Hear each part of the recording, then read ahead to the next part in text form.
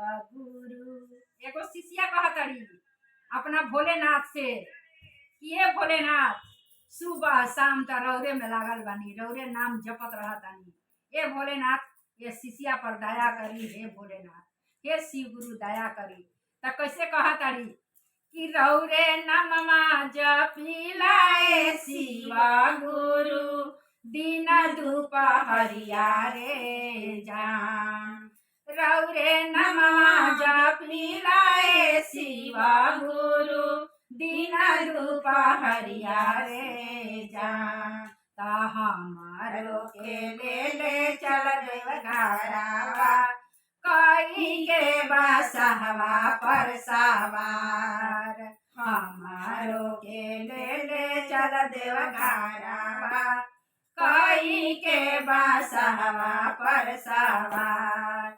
अरे तोहरे नमवा जपिलाए शिवा गुरु दिन दुपहरिया रे जान।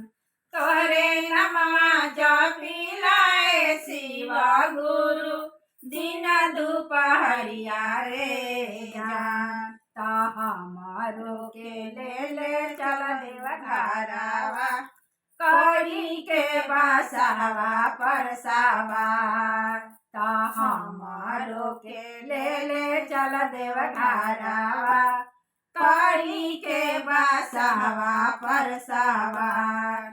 अरे तोहरे चर्चा करी लाए शिवा गुरु दिन दुपहरिया रे जान। तोहरे चर्चा करी लाए शिवा गुरु घूमे घूमे गौआ जावा। ता हमारो के ले चल देव घरावा, कई के बसहवा पर सवार।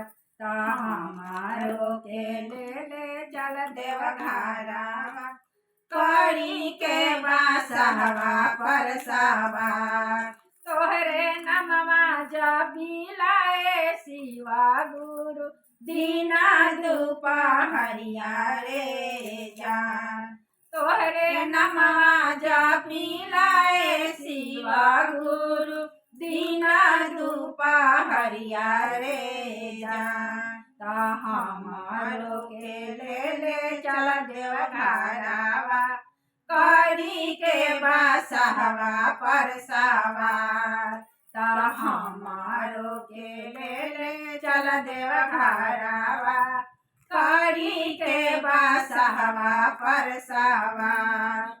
ता गावेली भजनिया मंजुआ सिन्हा, सब का से होई के लाचार।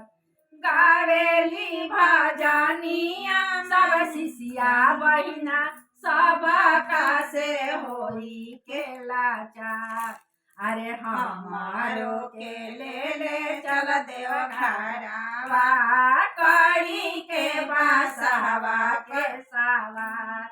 अरे हमारो के ले चल देव घरावा, करी के बसहवा के सवार। तोहरे नमवा जपिलाए शिवा गुरु दिन दुपहरिया रे जान। तोहरे नमवा जपिलाए शिवा गुरु दिन दुपहरिया रे जान। ता हमारो के ले चल देव घरावा, करी के बसहवा पर सवार। अरे हमारो के ले चल देव घरावा, करी के बसहवा पर सवार। हर हर महादेव, दया करी महादेव।